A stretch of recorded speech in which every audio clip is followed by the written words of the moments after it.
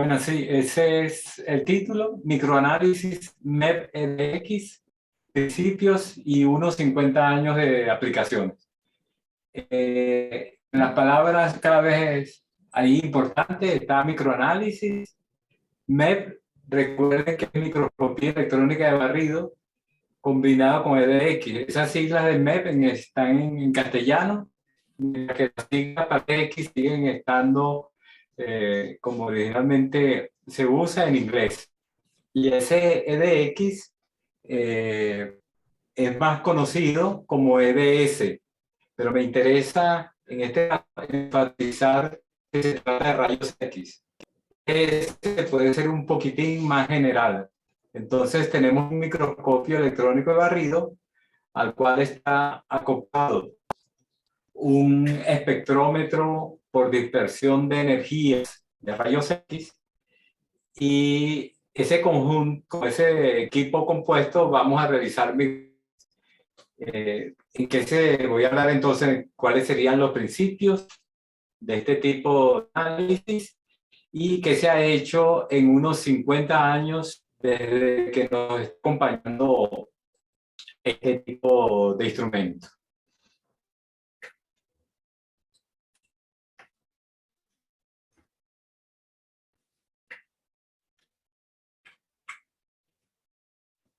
Entonces, una de las palabras claves es la microanálisis.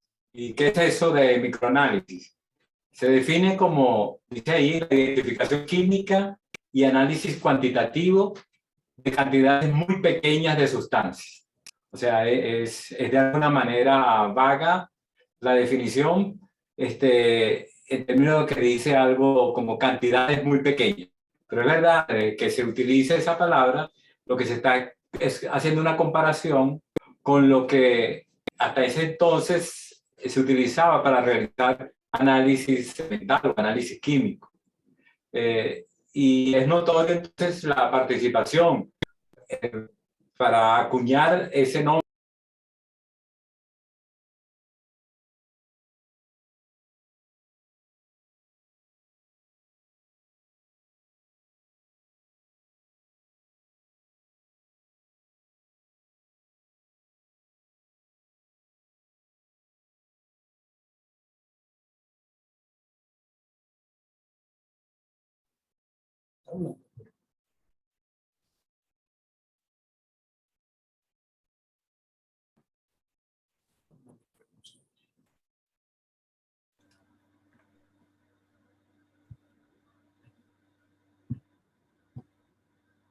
Profesor Carlos, ¿me escucha?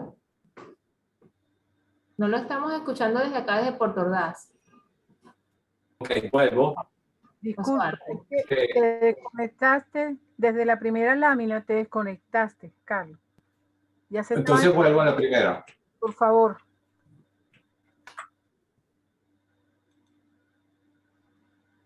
Dice acá que su red tiene una conexión baja. El internet, la ancha banda, tiene problemas allí.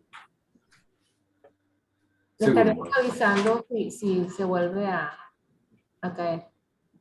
Sí, aquí.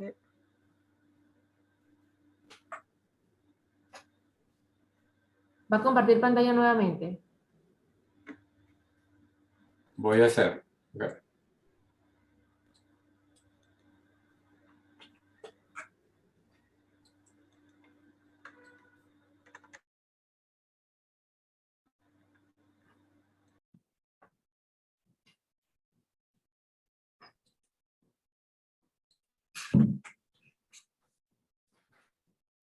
Comienzo de nuevo.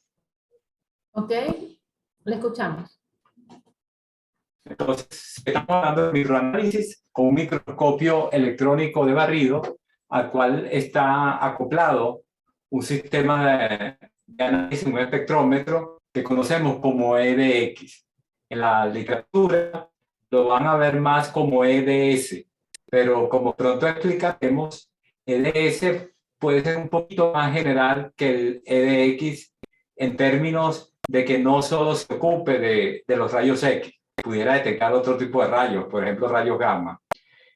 Vamos a hablar entonces de los principios en los que se basa esta técnica y los aproximadamente 50 años que lleva aplicándose. Entre las palabras importantes que están en el título, resalta lo de microanálisis. ¿Qué es eso de microanálisis? Entonces se define como identificación química y análisis cuantitativo de cantidades muy pequeñas de sustancias.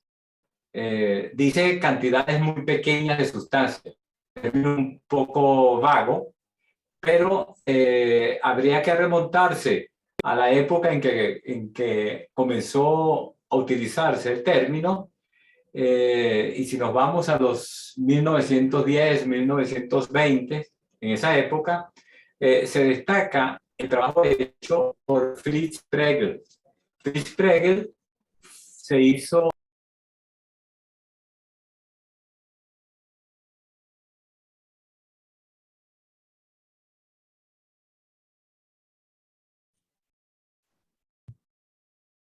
Profesor Carlos, se volvió a caer. Se volvió a caer.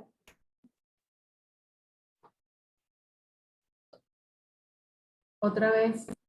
Lo vemos a usted, pero no en la pantalla. Claro. Ok.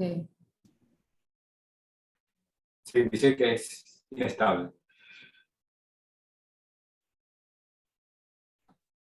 Bueno, Fritz Pregel ganó el Premio Nobel de Química en 1923 y tiene un libro en 1917 cuyo título está ahí, Die Quantitative Organische Microanalyse, donde empieza a hacerse muy conocido el término. Y lo de microanálisis se refiere a la comparación de qué cantidad de muestras se necesita para hacer un buen análisis cuantitativo en su época en comparación a lo que se venía haciendo. Por ejemplo, en 1910, la cantidad que se requería para hacer uno de estos análisis era típicamente de 200 miligramos. Pero con el trabajo de Pregel, optimizando sobre todo la microbalanza analítica, se llegó a tener precisiones de 1 microgramo, por lo cual se requería una cantidad de sustancia mucho menor. Ya con 3 a 7 miligramos y utilizando este tipo de instrumento,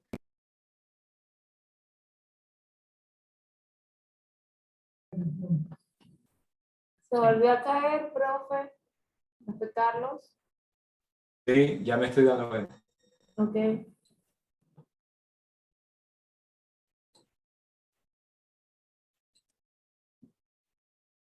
De nuevo.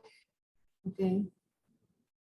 Ahora, en su conferencia Nobel, Fritz Pregel enfatiza que lo que él logró le permite a la gente hacer ahorros de dos tipos: ahorro de reactivos y ahorro de tiempo.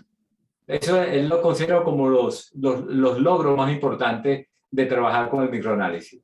Y eso sigue siendo cierto. En el microanálisis vamos a darnos cuenta que se ahorra reactivo y se ahorra tiempo.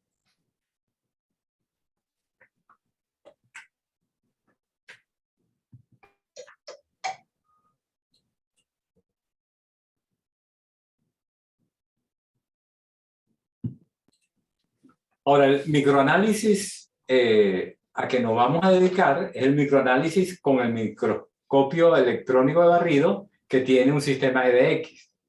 Entonces, en ese tipo de sistema, ya ustedes lo conocen, se tiene una sonda de electrones, un haz de electrones muy bien enfocado sobre un punto de la muestra, y la interacción de ese haz de electrones con la muestra es tan rica en generación de señales que podemos aprovechar muchas de ellas.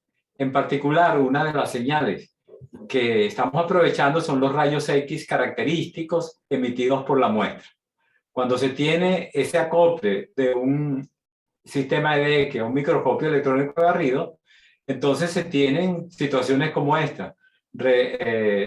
Aquí se está haciendo una simulación de Monte Carlo de qué le sucede a un haz de electrones de 20 kiloelectronvoltios de energía cinética cuando incide sobre una muestra de latón. Latón es una aleación cobre-zinc y se ve que esta zona que está aquí graficada, esquematizada por Monte Carlo, me da cuál es la zona generadora de señales de rayos X característicos. Y si uno le busca la forma, una especie de medio aquí, y sabe las dimensiones, uno puede calcular este volumen, en este caso es de 1,6 micrómetros al cubo, y si sabe la densidad del latón que se conoce, sabemos que estamos analizando una muestra de 1,3 por 10 a la menos 5 microgramos. Estamos analizando una cantidad de muestras muy pequeña comparada con lo que se tenía en la época de los años 20. Esto es la capacidad de micro.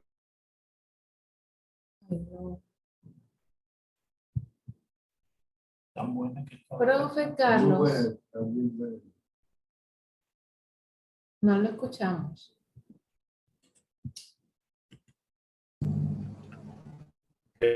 Si quita el video, de repente se ayuda más con la velocidad de transmisión. Cierto. Ah, ok. Gracias por la sugerencia. El dato. Sí, señor. Entonces, con estas señales se puede hacer ese microanálisis. Y uno de los requisitos, que era ahorrar tiempo y reactivos, aquí se exageró. No estamos utilizando reactivos. La misma muestra está siendo analizada y el tiempo en que se obtuvo un espectro como este, que conduce a una cuantificación, es de solo 1 minuto. Entonces, con este tipo de técnica se cumple lo requerido y enfatizado por Tregel en los años 20. Bueno, estamos hablando de 50 años de su uso y vale la pena, sobre todo para los jóvenes, para los más jóvenes, imagínense qué pasaba hace 50 años. Entonces, si vamos 50 años atrás, podemos ir aproximadamente más o menos años, pero hagamos el esfuerzo de irnos 50 años antes. Estamos en 1971. Entonces, en 1971, recuerden, ya hablaremos de eso más tarde, se fundó la Sociedad Venezolana de Microscopía Electrónica, actual Sociedad Venezolana de Microscopía y Microanálisis. Pero vale la pena preguntarse en el resto del mundo qué sucedía. Entonces, yo busqué aquí qué pasaba en el año 71.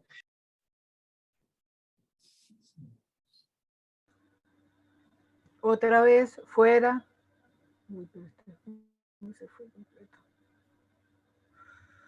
Hoy no lo acompaña la conexión a internet al profesor. No.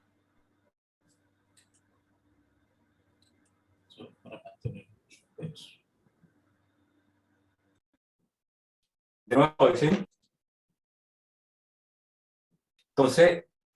Entonces se da por finalizada la convertibilidad del dólar a oro. Eso en el campo económico.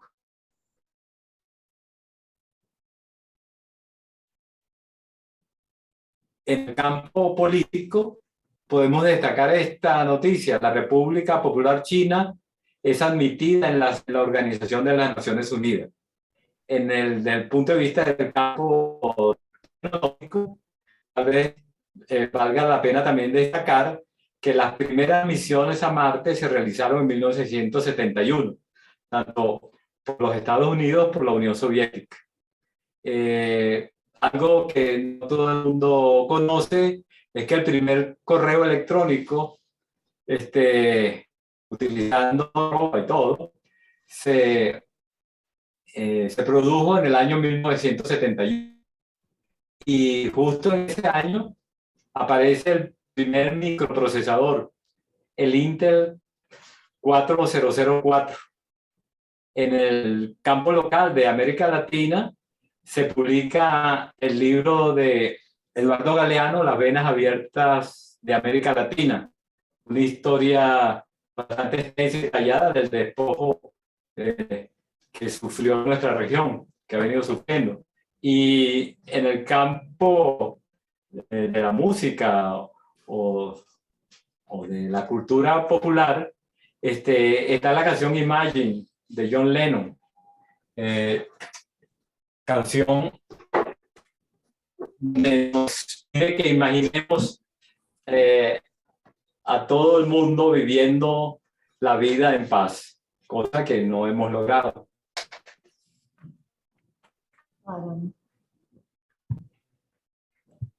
Si pasamos a la siguiente.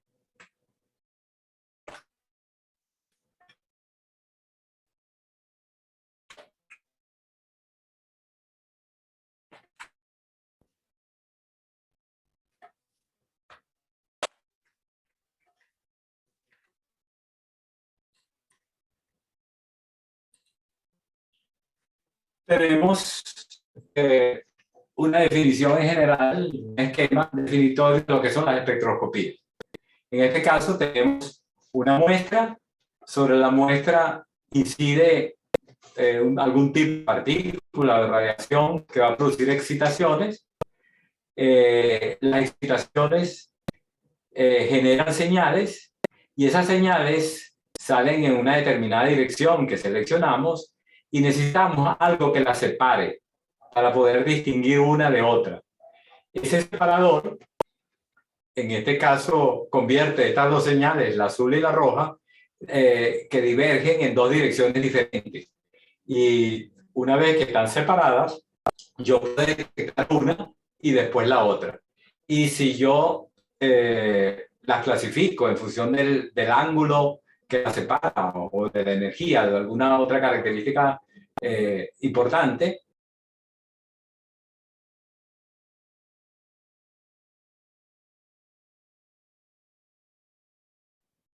¿Se fue, profe, otra vez?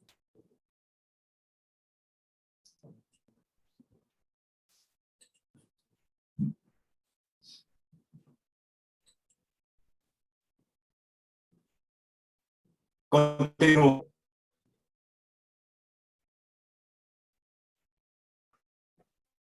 Entonces, ese separador es típicamente como separador que se utiliza en lo que se llama un elemento dispersivo. Cuando se habla de elementos dispersivos, vamos a dar unos ejemplos aquí, es para diferenciarlos de otro tipo de elementos separadores que se suelen llamar en física elementos no dispersivos. Entonces hay elementos dispersivos y dispersivos. Ejemplos de mecanismo de dispersión angular, que es típicamente la que estamos hablando, es el prisma. Cuando tenemos un prisma y entra una luz compuesta por luces de todos los colores, el prisma se encarga por refracción de diferenciarlos de acuerdo, uno dice que de acuerdo a su longitud de onda, pero también podría decir de acuerdo a su energía.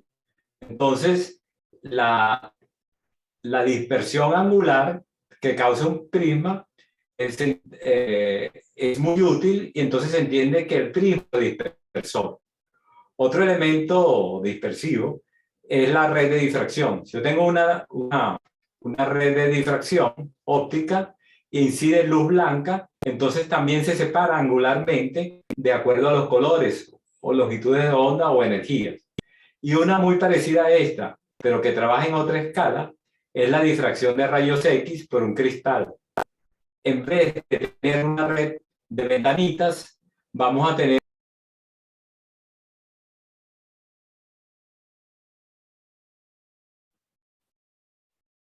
¿Se cayó nuevamente?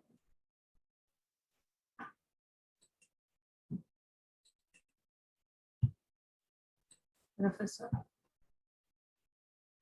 ¿Ya llegó?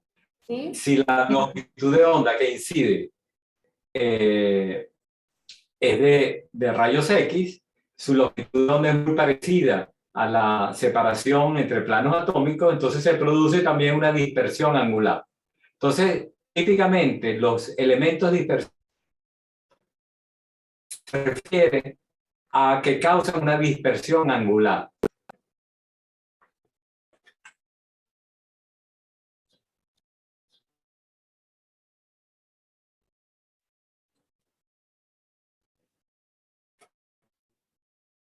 Como ejemplo de eso tenemos el microanálisis que se realiza con la llamada microsonda electrónica, muchas veces conocida por sus siglas en inglés, EPMA, Electron Probe Microanalysis. Entonces, esa utiliza la ley de Bragg, ese instrumento, para producir la dispersión o separación angular con un cristal analizador. Entonces, ese instrumento fue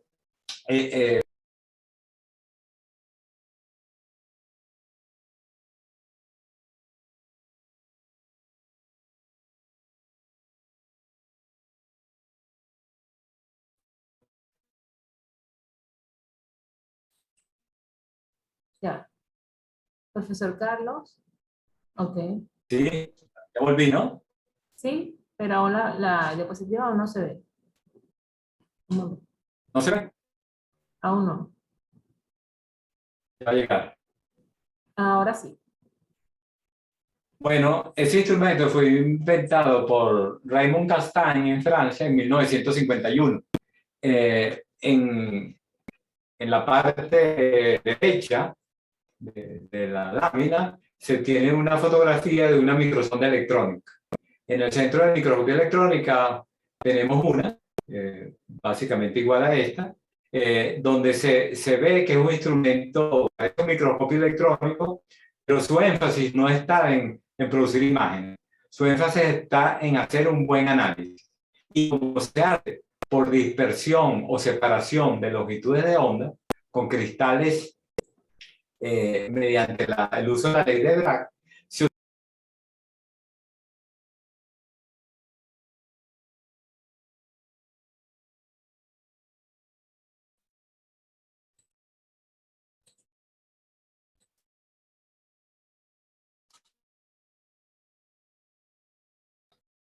tú me dices cuando llegue la lámina.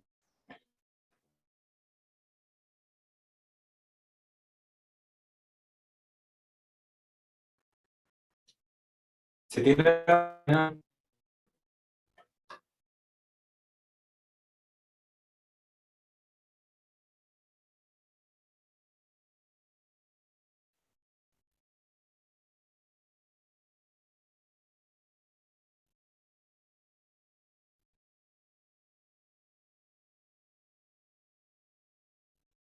y ya se ve la lámina.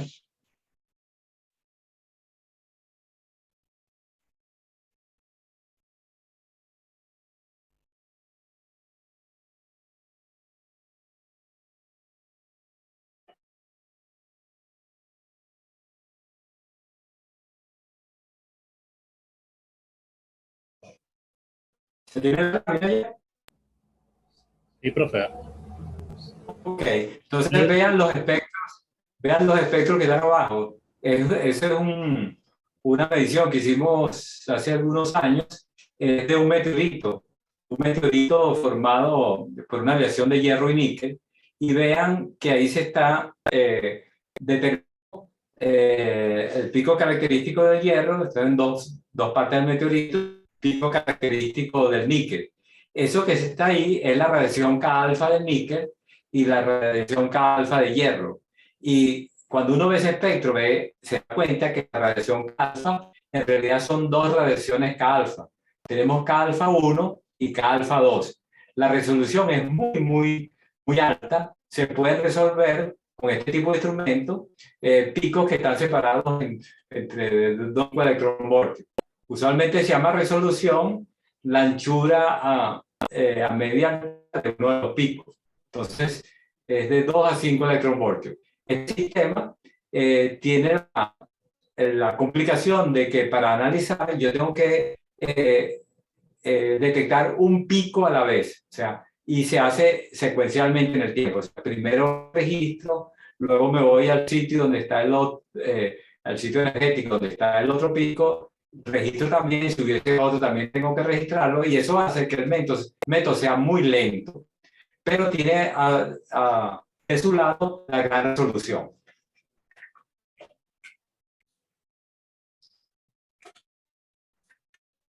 Esta técnica, de su principio, fue utilizada de manera cuantitativa Entonces, si yo comparo con muestras patrón, yo puedo deducir la composición de una muestra con gran precisión, pero se necesita el uso de muestras patrón. Así está concebido.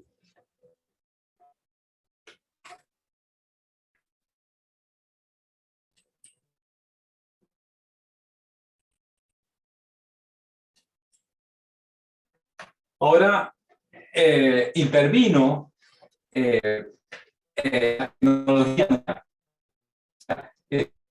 Mientras estaba desarrollando la microsonda electrónica, ya había terminado la Segunda Guerra Mundial y el esfuerzo bélico de alguna manera trajo también mucho desarrollo, sobre todo en tecnología nuclear.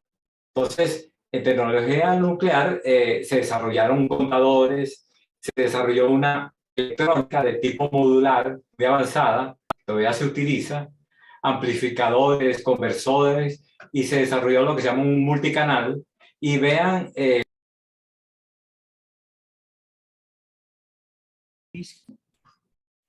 Profe, se fue el audio. Se desconectó completo. Doctor Carlos Rojas.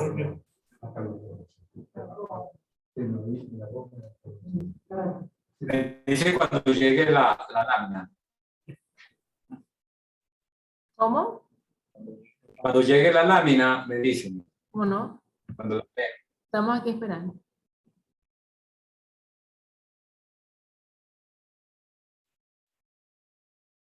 Ya está compartiendo.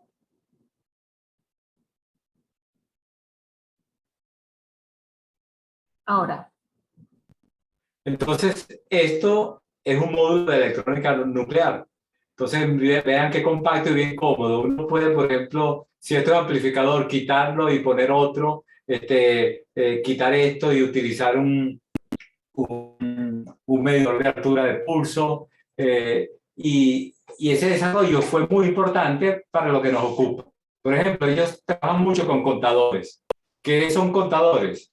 Son detectores de partículas alfa, partículas beta y radiación gamma, típicamente. Y se les llama contadores porque cuentan, en principio,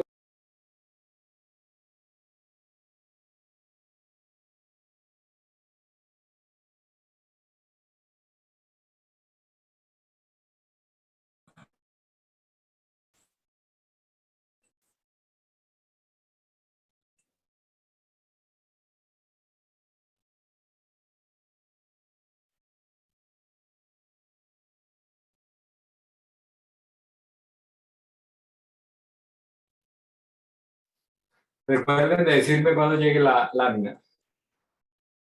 Listo, profe. Adelante. Ajá. Entonces es un contador. Entra por este elemento un fotón y a la salida se tiene un pulso. Entonces uno va a ir contando uno a uno cuántos van entrando. La radiación gamma característica consiste en fotones, es radiación electromagnética de la misma naturaleza que la luz o los rayos X, pero proviene del núcleo atómico, mientras que la radiación X proviene de las capas de electrones del átomo. Para finales de los años 40, sobre todo después de la Guerra Mundial, los físicos nucleares han venido usando rutinariamente la espectroscopía gamma de los años 40, sobre todo, ¿no? Sobre todo a final de la guerra. La espectroscopía gamma suele utilizar contadores de centelleo, contadores proporcionales, analizadores de germanio y perfuro para discriminar los fotones detectados de acuerdo a su energía. En vez de detectarlo de acuerdo a su longitud.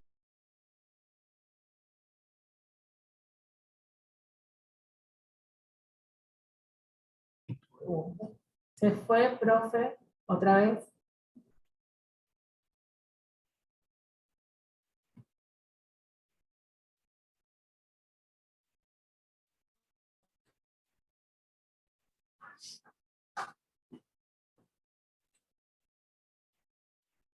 Me dicen cuando llegue.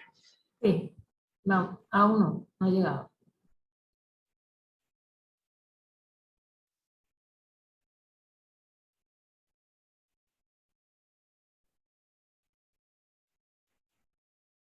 Ahora sí, profe. Entonces, vean, yo tengo un espectro de rayos gamma. El espectro de rayos gamma, en este caso, lo que se tenía en una muestra, creo que de aluminio, se bombardeó con neutrones, se excitan los núcleos se desexcitan, eran este espectro. En el eje X se tienen las energías, son energías muy altas, típicamente comparada con la de los rayos X, pero vean, los picos en esa escala de energía lucen muy estrechos, y el fondo, que es este fondo continuo, es muy bajo si se lo compara con el espectro de abajo. En el espectro de abajo tenemos un espectro de rayos X. Se tiene un detector de silicio, se hizo incidir sobre una muestra más de electrones de 20 kiloelectronvoltios, y entre las cosas notables que la diferencian del espectro gamma, vean este background. Este background se llama radiación de frenado y complica mucho el análisis en comparación a lo que se hacía con los rayos gamma.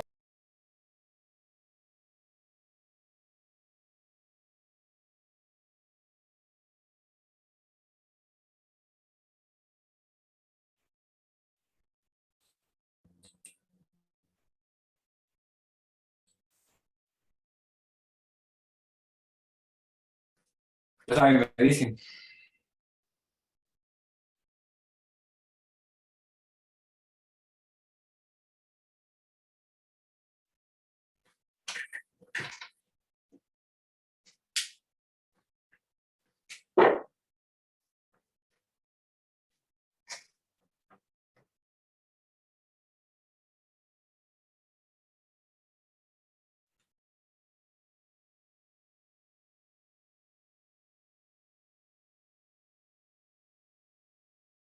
¿Bien? Profesor Carlos, no se escucha. No sé. Allí un poquito. Adelante. Ajá, cerca de la mía. Sí. Allí sí se escuchó. Entonces, fíjense, los picos son relativamente más anchos y están superpuestos con un fondo de alguna manera un poco molesto. Vamos a otra lámina.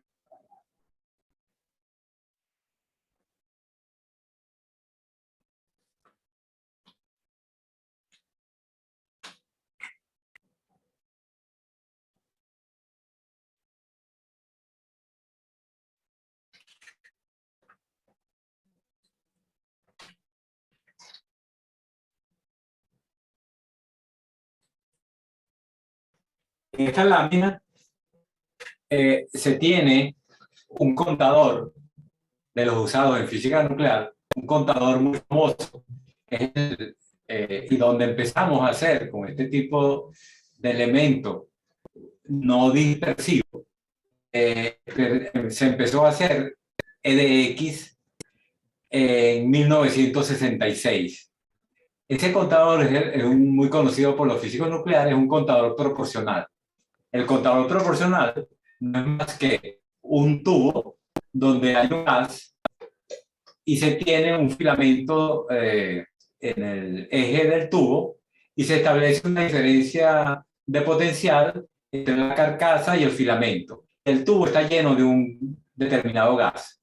Cuando incide radiación, rayos X, por ejemplo, o rayos gamma, sobre una ventana y pasa al interior del tubo, ioniza el gas, átomos, moléculas de gas existente, y producen pares electrón-ion.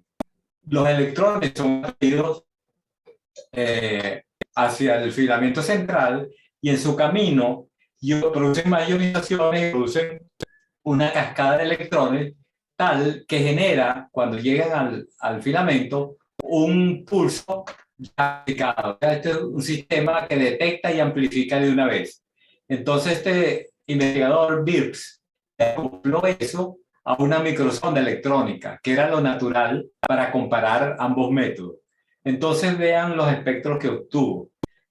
Aquí tiene una muestra de níquel, una muestra de hierro, una muestra de cromo puro y una muestra de acero, y obtuvo los picos característicos. En un multicanal, que no es más que un sistema de memoria, en este caso eran de 100 canales, donde va ubicando en cada canal la energía que corresponde a cada una de las cuentas, la cual a su vez está asociada a la altura del...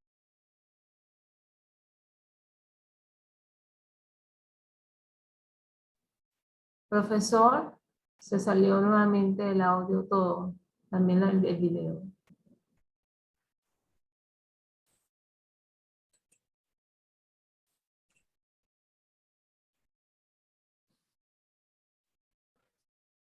Me dice cuando tenga la imagen.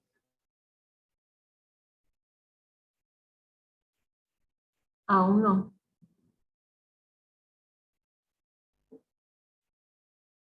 Ahora sí. Entonces, fíjese, la resolución que obtuvo con este sistema fue de 1200 electronvoltios. 1200 electronvoltios en comparación con el equipo donde está instalado, que es una microsonda electrónica, que tiene, le había dicho, de 2 a 5 electronvoltios de resolución. O sea, que es terrible la resolución, pero vio la ventaja en que pudo ubicar los picos y de una vez no tuvo, por ejemplo, si en el caso del acero, que buscar para el cromo, que buscar para el hierro, que buscar para el níquel, se superponen, pero están juntos, están en una sola adquisición. Esta separación, de acuerdo a la energía, es usualmente llamada análisis no dispersivo, a diferencia de la longitud de onda. Pero también hay un efecto de mercadeo. Si alguien va a vender esto y lo llama que es no algo, en este caso no dispersivo, eso no se va a vender. El mercadeo es mucho más efectivo trabajar en positivo, y entonces se inventó el término dispersión de energías. O sea, es energy dispersive. En vez de decir que no es dispersivo, se inventó que sí era, pero energía. Entonces, para un físico es un poquito chocante que sea dispersivo, pero no sea angular. Pero bueno, ya van 50 años y ya la gente se creó, y esto lo llaman dispersión de acuerdo a la energía o dispersión de energías. Ese fue el medio. Y fíjense, viene el caso que en inglés esa espectroscopía o ese espectrómetro se llama energy dispersive. O sea que dispersa o separa de acuerdo a la energía. Y sin embargo, aquí en castellano mucha gente lo llama de energía dispersiva, lo cual no tiene sentido porque la energía no es dispersiva. Lo que es dispersivo, en todo caso, es el espectrómetro. Muchos físicos tampoco quieren usar eso de dispersivo y prefieren llamarlo discriminador por la D. Entonces, discriminador en energía. Vamos a la siguiente lámina.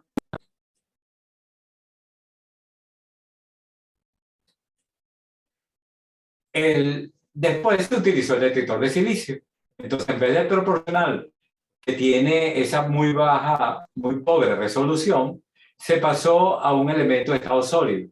Entonces, en el sólido, típicamente el silicio, se tiene la banda de valencia, la banda de conducción, una brecha de energía, y lo que queremos es convertir la energía del fotón incidente en pares no electrón-ion, con el contador proporcional, sino en pares electrón-hueco. O sea, yo separo un electrón que está en la banda de valencia, recibe de alguna manera la energía, y al final así haya muchos pasos que sufre el fotón, perdiendo su energía a lo mejor poco a poco dentro del sólido. Al final lo que se va a transformar toda esa energía es en excitaciones desde la capa de valencia a la capa de conducción, de la banda de valencia a la banda de conducción, y eso tiene en promedio una energía.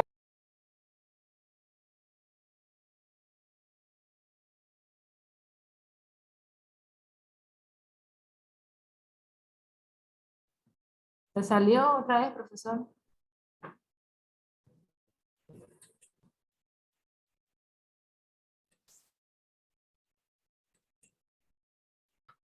Sebastián se sale a cada rato, entonces yo ya sé cómo entrar y tú me dices cuando ves la lámina. Sí.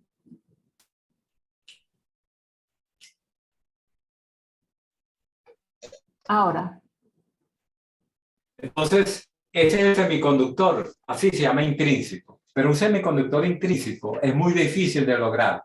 Casi todos los semiconductores están contaminados y tienen, entonces es mejor considerarlo, o se los contamina a propósito. Cuando se los contamina a propósito, se suele hablar de un semiconductor dopado tipo P o dopado tipo N. O sea, se le incluye en la red, se reemplaza el silicio por un átomo que tiene un electrón de más, o un número atómico de más, o un átomo que tiene un número atómico de menos.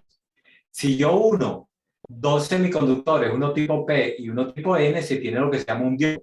Y en la región de contacto hay una migración de electrones y huecos para compensarse. Y si además yo aplico un potencial reverso, o sea, en la parte N le aplico un potencial, en la parte positiva, el extremo negativo, entonces hay una zona llamada la zona depletion zone, la zona de agotamiento, que se comporta como si fuera un semiconductor intrínseco. Me interesa que esa zona sea grande, porque ahí es donde yo voy a utilizar cuando entren los rayos X y produzcan pares electrón-hueco. Para eso se necesita un material puro y una red cristalina muy buena. O sea, se necesita perfección en la red y pureza en la composición. Voy a pasar a la siguiente lámina.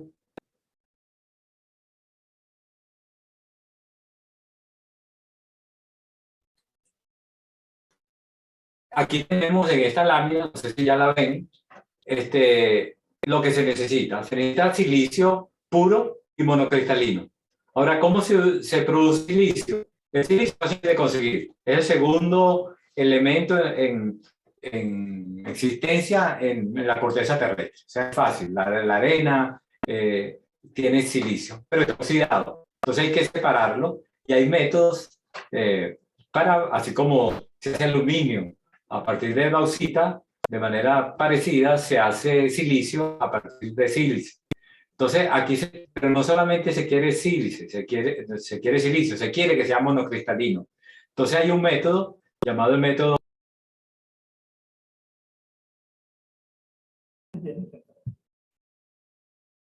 ingrese de nuevo, profesor.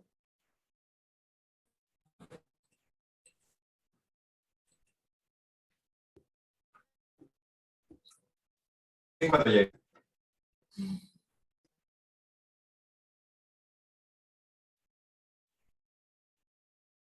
Ya, profe. Entonces, se pone un pedacito de silicio llamado semilla monocristalino, ordenado, se hace tocar el líquido y se va jalando muy poco a poco, muy lentamente, y a partir de él, aquí estaría la semilla, se va formando todo este cristal que antes estaba como líquido y pasa a esta fase sólida, además cristalino. De ahí se hacen rebanadas y se tienen las famosas obleas de silicio. Cuando se tiene esa oblea delgada, típicamente eso se utiliza para la industria electrónica, pero usualmente para detectores, que es lo que queremos, se necesita silicio un poquito más grueso. ¿Para qué? Para que el rayo X no atraviese todo. Además, se necesita no solamente que sea cristalino, sino que sea puro. Y eso también es una complicación. Lo que se hace típicamente es fundirlo al cristal por zonas. Y en esas zonas se van las impurezas y yo voy moviendo esta zona fundida hacia un extremo y luego lo corto, lo boto y me queda un silicio más puro.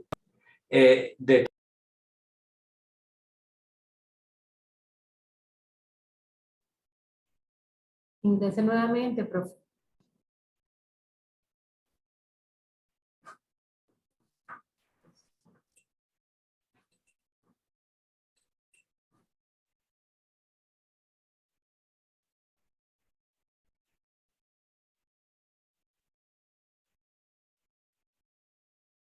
Ya. Resulta contaminado con boro. Y el boro es un elemento, comparado con el silicio, lo hace tipo P. Entonces, usualmente lo que se tiene es silicio tipo P cuando yo lo que quiero es silicio puro. Entonces, vamos a la próxima.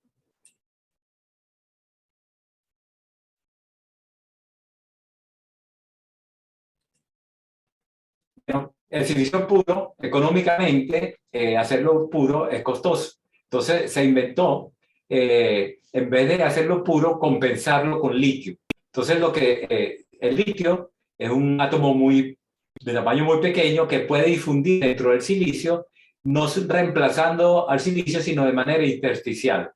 Y si se introduce, puede cancelar a las impurezas de boro que sí reemplazaban al silicio. Entonces, esa cancelación me hace que el silicio se comporte, sin serlo, como si fuera silicio intrínseco. Ese silicio intrínseco efectivo se puede hacer que ese boro difunda en cantidades de milímetros dentro del silicio, y a partir de eso es que se hace.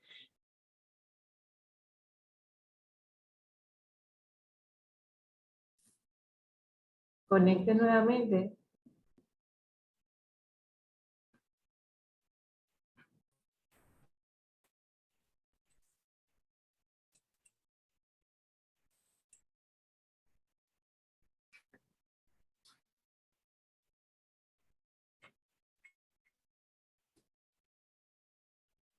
Adelante, por favor. Entonces se logró con la incorporación de litio y se tiene este dispositivo. Ese dispositivo, para que el litio no vuelva a difundir mientras se aplica el campo eléctrico para separar electrones de hueco, es importantísimo que esto esté refrigerado a temperatura muy baja, en particular a temperatura de nitrógeno líquido. Entonces, el silicio líquido para su operación necesita estar a nitrógeno líquido. Pero se pueden hacer cristales de unos 4 milímetros de espesor, 3 milímetros de espesor, que son suficientes para capturar todos los rayos X que inciden sobre él entre hasta 10 kiloelectronvoltios. Ahora vean, ese sistema se incorporó en el año 68.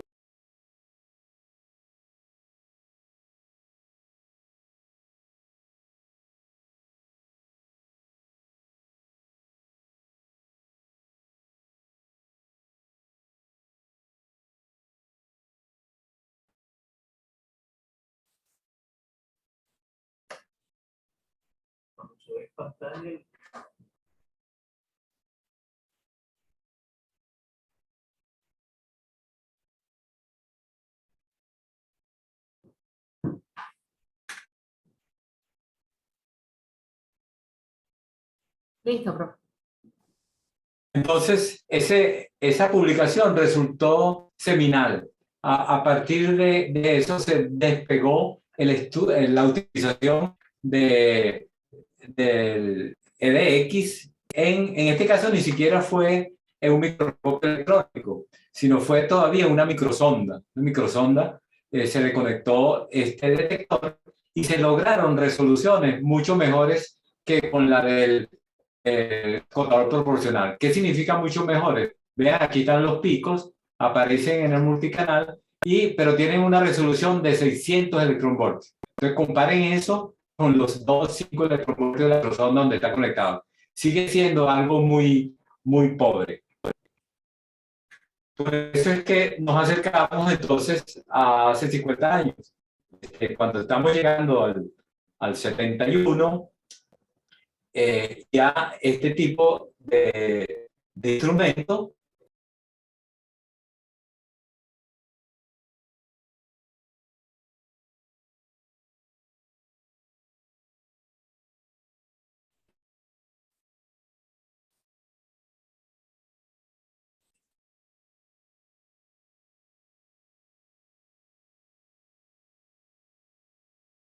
Adelante, profe. Entonces, ¿qué sucede? Que las compañías que hacían espectroscopía gamma ven un mercado muy importante, más que militar, civil, y pasan a tratar de hacer detectores de rayos X. Entonces, hay compañías que hacían detectores, compañías que hacían multicanales y una sola compañía que hacía el sistema completo multicanal y detector. Dentro de detectores hay compañías que fueron muy conocidas, por ejemplo, Ortec, donde OR significa Oak Ridge y es conocido como un famoso laboratorio de física nuclear. Está la Princeton Gamma, que al decir gamma está hablando de rayos gamma. Esta es la que directamente tenía mucho contacto con la física nuclear, pero no nació de la física nuclear directamente, es la QEVEX. Y la gente que hacía multicanal está Northern Scientific, Nuclear Data, y apareció IDAX. El IDAX se llamaba Nuclear Diodes, o sea, vean el énfasis nuclear. Y pasaron a dedicarse a otro mercado, el de los rayos X, que tiene supuestamente cada mucho más amplio.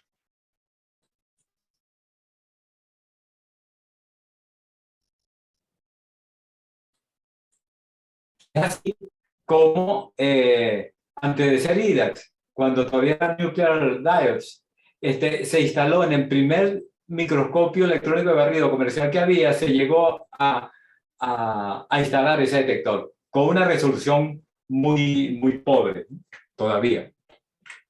Vean la comparación, cómo se habla de la resolución. Eso viene de física nuclear. Entonces, lo que se hace en física nuclear, típicamente no necesitamos vacío. Entonces, como no necesitamos vacío, es mucho más cómodo trabajar con fuentes radioactivas. Y una de las fuentes que más se utiliza para este tipo de cosas es el hierro 55. El hierro, ese isótopo decae magnesio 55 por captura electrónica. O sea, el núcleo se chupa, se agarra un electrón de la capa K y por lo tanto es equivalente que lo hubieras ionizado ahí. Y si incluye aquí, entonces ya eso no es hierro, se convierte en eso. Y si hay una vacancia en la capa K, se genera un rayo X. Entonces ese rayo X es el rayo X K alfa del manganeso, que está a 5,9 kiloelectronvoltios. Y es el que se utiliza tradicionalmente para medir la resolución energética de este tipo de detectores. Vean lo que se usa en física nuclear. Para esa radiación, este era el pico que da un contador llamado centelleo, luego este proporcional que vimos que era 1200, y por los años 70, 70 se tiene este para el uso.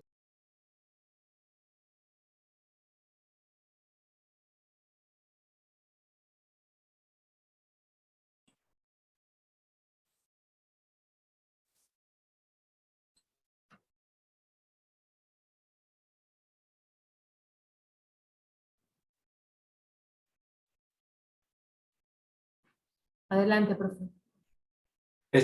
Vean entonces en estos años cómo con el tiempo, con los años va mejorándose la tecnología y se van acercándose a los 100 electronvoltios de resolución. Por aquí por 1970 estaba en 160 y poco después ya se mejora muchísimo. Entonces ya hace 50 años empiezan a tener acceso a equipos con la resolución que comparable a la que actualmente usamos.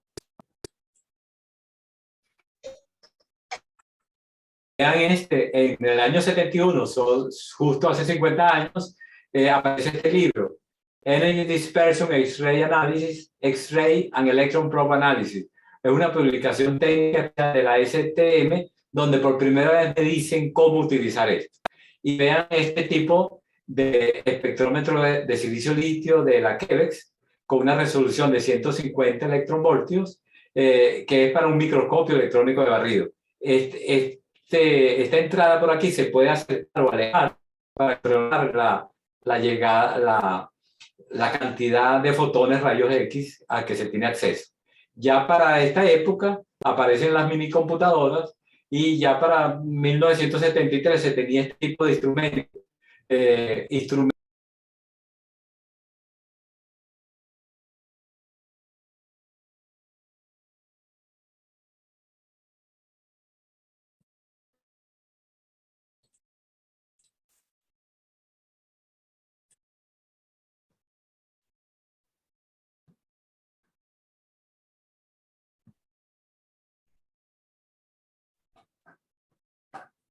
Continúe, profe. Entonces, este instrumento muy limitado en capacidad. Las computadoras eran de 4096 bytes y le hacían una exigencia muy grande al programador. Esto está muy avanzado. Se tiene la posibilidad de un videocassette, de un cassette, ¿qué video? Un cassette de audio, grabar espectros.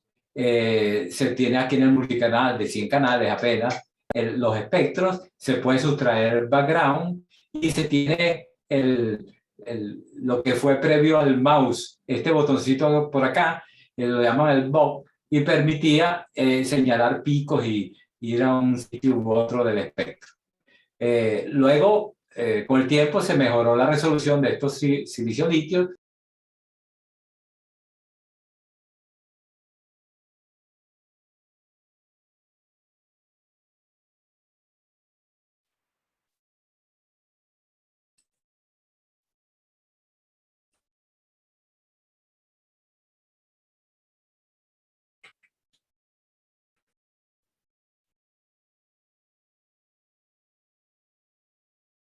Adelante, profe.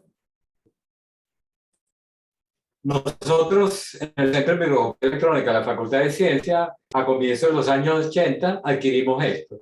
Este es un silicio litio de esa época, ventana de berilio, marca Kevex, y vean la electrónica que tenía. No sé si ustedes han llegado a ver esto, pero se operaba con disquete de 8 pulgadas. Recuerden como cuánto es 8 pulgadas, eso es más de 20 centímetros. Entonces eran los disquetes que iban aquí, los floppy, y tiene esta caja. Una vez yo abrí esto para ver qué había ahí detrás, y detrás lo que hay es lo tradicional de la electrónica nuclear. O sea, todos los módulos que les hablé antes de la electrónica nuclear, o sea, se nota todavía en los 80 el traspaso de la física nuclear hacia la física esta de rayos X.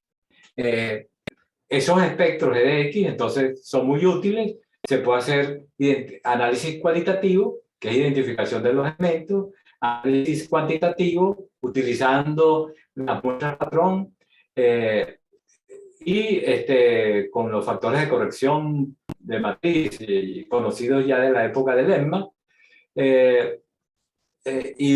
Pero lo típico es el análisis sin el uso de muestras patrón, en lo que llaman el método sin estándar, sin patrones, estándares de análisis, que le da una reputación de semi-cuantitativo al EDX.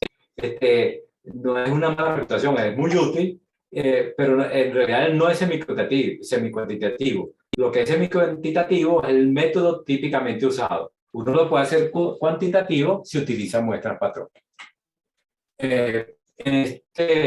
La mayoría de esos programas de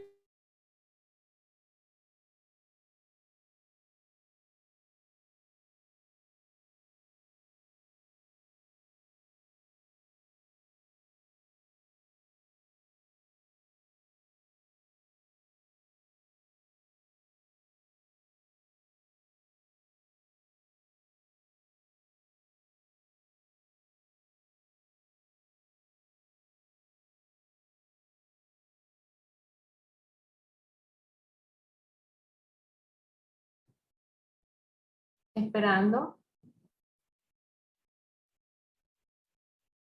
Profe Carlos. ¿Se salió completo? No lo veo en la lista de participantes.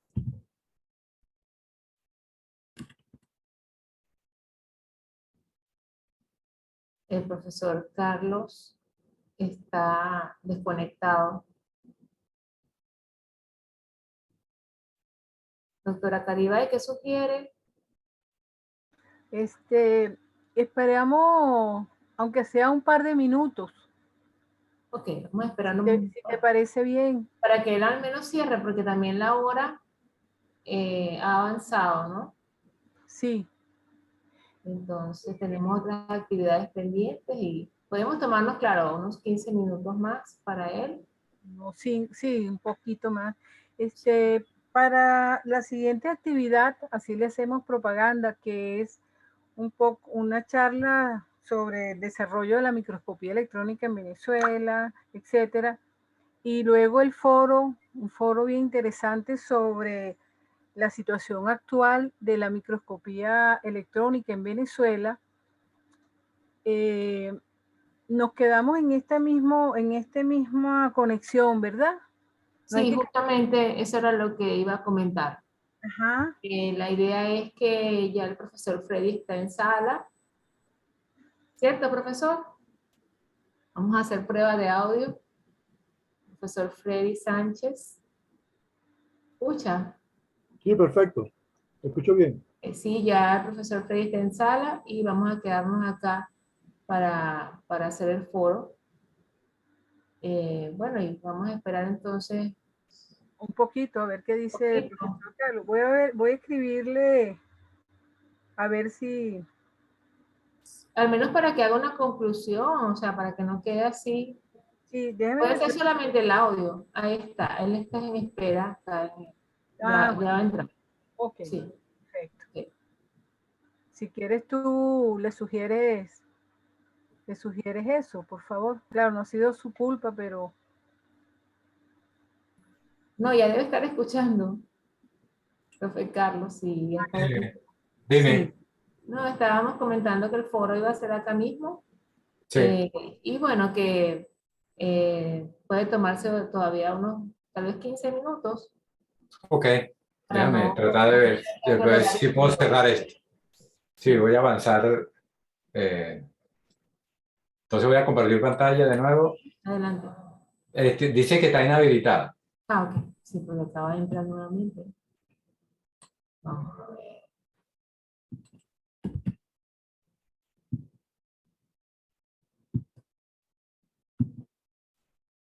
Ok, intente nuevamente.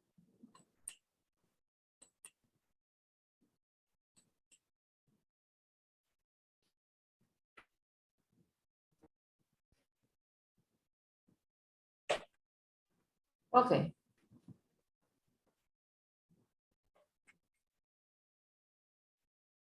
Adelante. Pues sí, decía que la mayoría de estos programas que vienen con los espectrómetros X suponen que la muestra es homogénea en la zona que uno está analizando. Y a veces no es así. Entonces, cuando no es homogénea, por ejemplo, una película sobre un determinado sustrato y la energía de las es suficiente para las señales tanto de la película como de los sustratos, hay que desarrollar otros métodos. Entonces, nosotros en el centro hemos desarrollado métodos para hacer análisis cuantitativo de películas. Voy a la próxima. Voy a ir rápido porque me queda poco tiempo. Entonces, ya lo han visto que uno de los métodos que se utiliza mucho no solo es el espectro, sino es los mapas de composición elemental. Entonces, los mapas de composición elemental son cualitativos, pero muy extremadamente útiles y es la tendencia actual para entender mucho los fenómenos que suceden a nivel de microscopía y microanálisis. Ahora, en los años 2000 se tiene otro tipo de detector, el llamado SDD. El SDD de alguna manera está reemplazando al silicio litio y casi todos los nuevos desarrollos se basan en este SDD. Ese sistema utiliza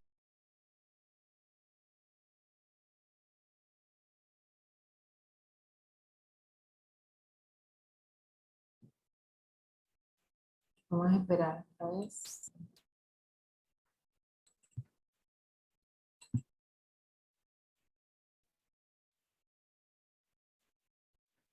me dicen, Todavía no, por favor. Ahora. y bueno, tiene una gran ventaja. La ventaja es que no necesita nitrógeno líquido y se puede operar a temperatura de menos 20, menos 30 grados o cero, lo cual se puede lograr electrónicamente por efecto Peltier.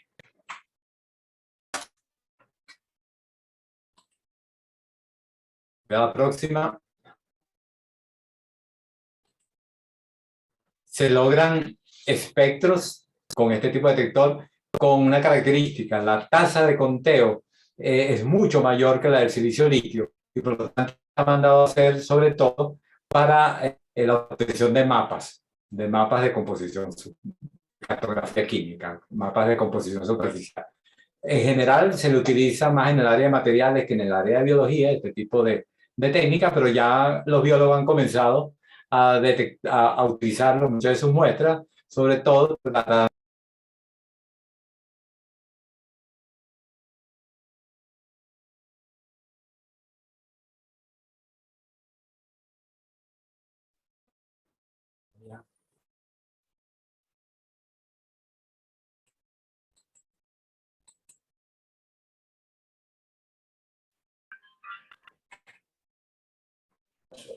Profe Carlos, no le iba a preguntar si tenía la presentación, pero bueno, adelante, vamos a ver si... Sí, yo voy a poner junta y para que tengan acceso a ella. Pero no, ya estoy terminando, porque ya me quedan 5 adelante, adelante. Entonces, actualmente esos detectores SDD existen no solamente como un solo detector, sino en arreglos. Y cuando se tiene, por ejemplo, arreglos como este, se pueden obtener imágenes de rayos X de diferentes puntos de vista, con una tasa de conteo altísima, entonces se tienen mapas de composición elementales impresionantes. Nosotros pasamos de aquel EDX que teníamos al principio de los años 80.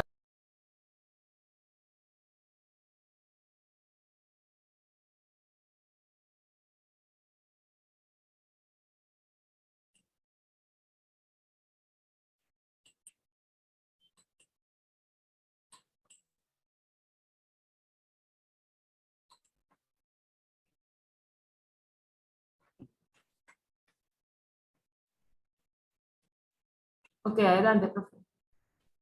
Ok, entonces ya pasamos a SDD, pero quería hablarles de hacia dónde señala el futuro.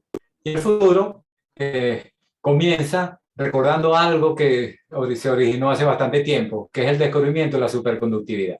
Cuando se descubrió la superconductividad, este señor Emily Ohms estaba haciendo unos experimentos de la resistencia del mercurio y cuando llegó a 4,2 Kelvin, porque él logró licuar helio, entonces la resistencia bajó bruscamente a cero. Eso da la posibilidad de tener un termómetro muy sensible. Entonces, lo que se está tratando de utilizar en desarrollo, todavía está en EDX, es el sensor, es utilizar un sensor de transición llamado TESS para usar el termómetro en un microcalorímetro. Entonces recuerden que es un calorímetro.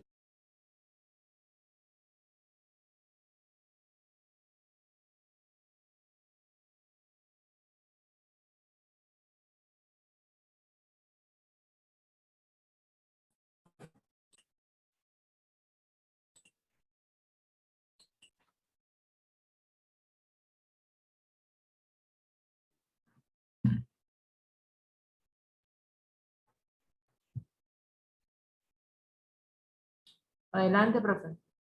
Entonces, si hay una reacción exotérmica, ese calor se le da al agua, el agua tiene un termómetro, sube la temperatura y a partir de cuánto sube la temperatura y el conocimiento de esta capacidad calórica, yo puedo determinar qué energía se liberó.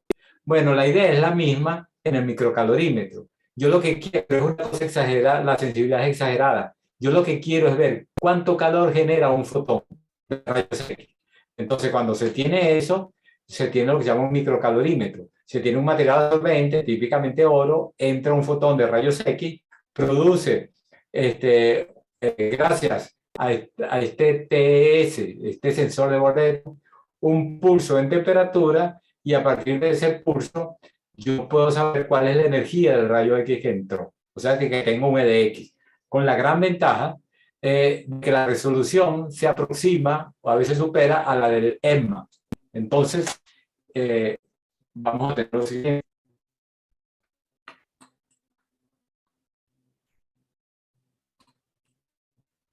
Este es un microscopio electrónico y la complicación es que se necesita helio líquido. Entonces aquí hay ni siquiera helio líquido, sino diluciones ELIO2, ELIO3 u otro tipo de tecnología para poder utilizar ese microcalorímetro. Entonces, cuando se logra utilizar ese microcalorímetro, se obtienen resoluciones del orden de 2,3, en este caso 2,5 electronvoltios.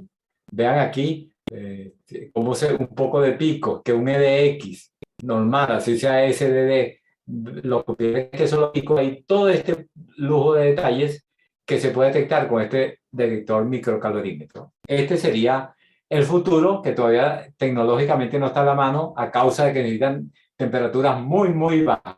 O sea, la transición en que se mide es del orden de en los 100 milikelvin. O sea, busquen un grado Kelvin, por debajo de ese grado Kelvin llegan a 0,1 Kelvin, eso serían 100 milikelvin. Ahí es donde se mide la temperatura que hace ascender la aceptación de un fotón de rayos X. Entonces, más que conclusiones, lo que habría que tratar algunas cosas. Entonces, la gran ventaja de la combinación MER-EDX es la rápida identificación cualitativa.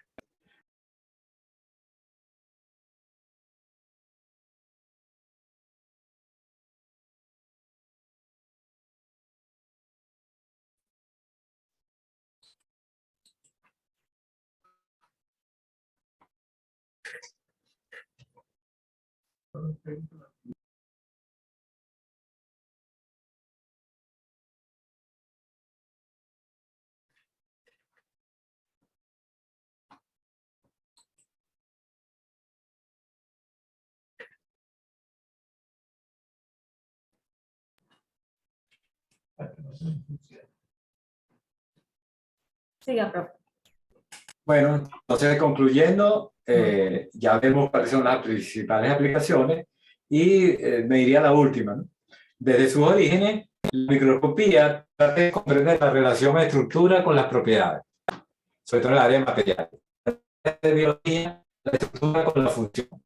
Sin embargo, desde hace 50 años, con la aparición del MER-EDX, este instrumento ha contribuido enormemente a comprender otro tipo de relación, que no es solamente estructura y propiedades, sino estructura y composición con las propiedades de ese material. Bueno, es todo. Lamento que haya sido tan difícil poder verlo de manera continua, pero bueno, ya llegó la hora límite. 4. Gracias.